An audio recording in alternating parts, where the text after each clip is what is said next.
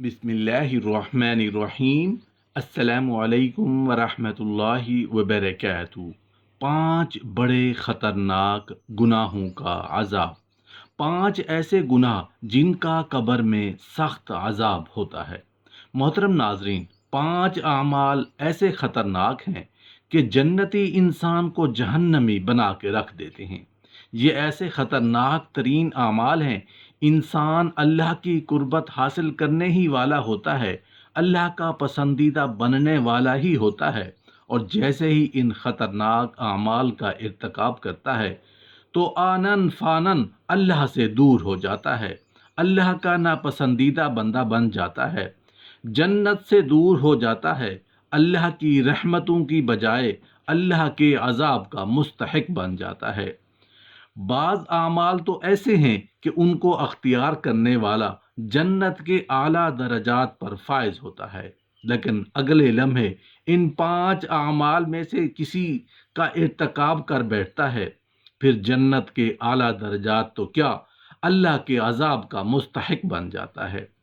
بعض اعمال ایسے بھی ہیں کہ ان کو اختیار کرنے والا شخص جنت کے اعلیٰ درجات سے دور ہو کر ادنا درجات پر گر جاتا ہے، اور اس کو ملنے والی نعمتیں بھی کم رہ جاتی ہیں، کیونکہ جب بھی جنت میں مومن آدمی کا درجہ کم ہوگا تو ساتھ ہی اس کو ملنے والی نعمتیں اور سلطنت بھی اس شخص سے کم ہو جائیں گے جو اس سے ایمان میں افضل اور اعمال میں بہت آگے تھا۔ صحیح بخاری میں حضرت عائشہ رضی اللہ عنہا سے مروی ہے کہ ایک یہودی عورت ان کے پاس آئی اور عذاب قبر کا تذکرہ کرتے ہوئے کہا، اللہ تمہیں عذاب قبر سے بچائے۔ حضرت عائشہ رضی اللہ عنہ کہتی ہیں کہ اس کے بعد میں نے اللہ کے رسول صلی اللہ علیہ وآلہ وسلم سے عذاب قبر کے بارے میں پوچھا، تو آپ صلی اللہ علیہ وآلہ وسلم نے فرمایا، ہاں عذاب قبر ہوگا۔ ایک روایت میں ہے کہ آپ نے فرمایا، عذاب قبر برحق ہے۔ حضرت عائشہ رضی اللہ عنہ کہتی ہیں، اس کے بعد جب بھی میں نے آپ کو نماز پڑھتے دیکھا، آپ کو عذاب قبر سے پناہ مانگتے ہوئے پایا۔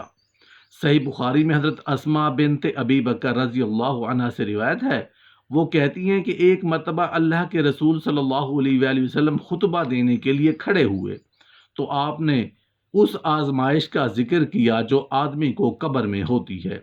جب آپ نے اس کو آزمائش کا ذکر کیا تو لوگ زور سے چیخ اٹھے، اور سنن نسائی میں حضرت اسماء کا یہ واقعہ قول زیادہ ہے کہ مسلمانوں نے اتنے زور سے چیخ ماری کہ میں آپ صلی اللہ علیہ وآلہ وسلم کی آخری بات سمجھ نہ سکی۔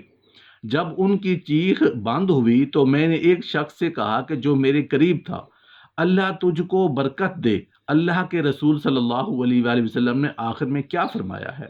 اس نے کہا، آپ صلی اللہ علیہ وآلہ وسلم نے فرمایا، مجھ پر وحی آئی ہے، تم قبر میں آزمائے جاؤ گے، قریب قریب اس آزمائش کے جو دجال کے سامنے ہوگی۔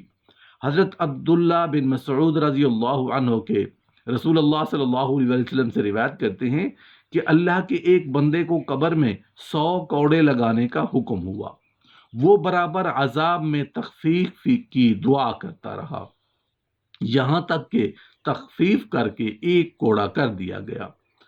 اسے جب وہ لگایا گیا تو اس کی قبر آگ سے بھڑک گئی۔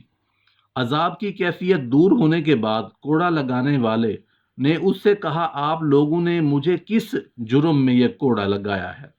جواب میں اس سے کہا گیا، تو نے ایک نماز بغیر طہارت کے پڑھی، اور تیرا گزر ایک مظلوم شخص سے ہوا تھا، اس کی مدد نہیں کی تھی۔ آپ نے فرمایا، اس امت کو قبر میں آزمایا جاتا ہے، اگر مجھے یہ خوف نہ ہوتا کہ تم اپنے مردوں کو دفن کرنا چھوڑ دو گے تو میں اللہ سے دعا کرتا کہ تم کو بھی عذاب قبر سے سنا دے جو میں سنتا ہوں۔ پھر آپ ہماری طرف متوجہ ہوئے اور فرمایا، پناہ مانگو اللہ تعالیٰ کے عذاب جہنم سے۔ لوگوں نے کہا، ہم پناہ مانگتے ہیں اللہ کے عذاب جہنم سے۔ پھر آپ نے فرمایا، پناہ مانگو اللہ کے عذاب قبر سے۔ لوگوں نے کہا، ہم پناہ مانگتے ہیں اللہ کی عذاب قبر سے۔ پھر آپ نے فرمایا، ہر ظاہر اور پوشیدہ آزمائش سے اللہ کی پناہ مانگو۔ لوگوں نے کہا، ہم پناہ مانگتے ہیں اللہ تعالیٰ کی ہر ظاہر اور پوشیدہ آزمائش سے۔ آپ صلی اللہ علیہ وآلہ وسلم نے فرمایا، فتنہ دجال سے اللہ کی پناہ مانگو۔ لوگوں نے کہا ہم فتنہ دجال سے اللہ کی پناہ مانگتے ہیں۔ محترم ناظرین، اب ہم ان 5 بڑے خطرناک گناہ اور ان کے عذاب سے متعلق معلومات آپ کے ساتھ شیئر کر رہے ہیں۔ سب سے پہلا گناہ جس کے سبب قبر میں سخت عذاب ہوتا ہے وہ ہے نمبر 1، پیشاب کے چھینٹوں سے اجتناب نہ کرنا۔ آپ صلی اللہ علیہ وآلہ وسلم نے ان 2 آدمیوں کے بارے میں بتایا، جیسا کہ عبداللہ بن عباس رضی اللہ عنہ کی حدیث میں گزرا ہے، جنہوں نے ان کی قبر میں عذاب ہوتے ہوئے دیکھا گیا۔ ان میں سے ایک لوگوں کی چغلی کرتا تھا اور دوسرا پیشاب سے اچھی طرح صفائی نہیں کرتا تھا، یعنی ایک کو پاکی چھوڑنے کی وجہ سے عذاب ہو رہا تھا جو کہ واجب ہے، جبکہ دوسرے کو لوگوں کے درمیان فتنہ انگیز صحیح بات نقل کرنے کی وجہ سے عذاب ہو رہا تھا، جو اس بات کی طرف اشارہ ہے کہ لوگوں کے درمیان جھوٹ اور بہتان نقل کر کے فتنہ و فساد کرانے والے کو اور بڑا عذاب ہوگا۔ اسی طرح پیشاب سے صفائی جو کہ نماز کی شروط میں سے ہے، چھوڑنے کی وجہ سے عذاب کے ہونے میں اس بات کی طرف اشارہ ہے کہ خود نماز چھوڑنے والے کو اور بڑا عذاب ہوگا۔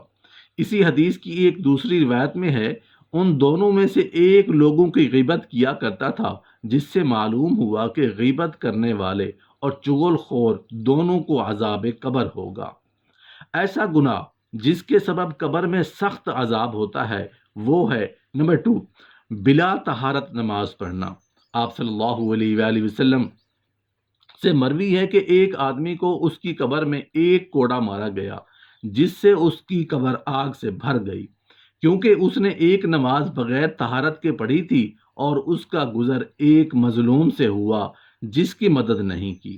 ایسا گناہ جس کے سبب قبر میں سخت عذاب ہوتا ہے وہ ہے نمبر 3، جھوٹ بولنا، قرآن سے اعراض، زنا، سود خوری کرنا۔ آپ صلی اللہ علیہ وآلہ وسلم نے جن لوگوں کو اپنی بدعمالیوں کی وجہ سے عذاب ہوتے ہوئے دیکھا، ان میں وہ شخص بھی ہے جو جھوٹ بولتا ہے، اس کا جھوٹ پوری دنیا میں پھیل جاتا ہے، اور جو قرآن پڑھنے کی باوجود راتوں کو سویا رہتا، یعنی قیام اللیل سے غافل رہتا اور نہ ہی دن میں اس پر عمل کرتا۔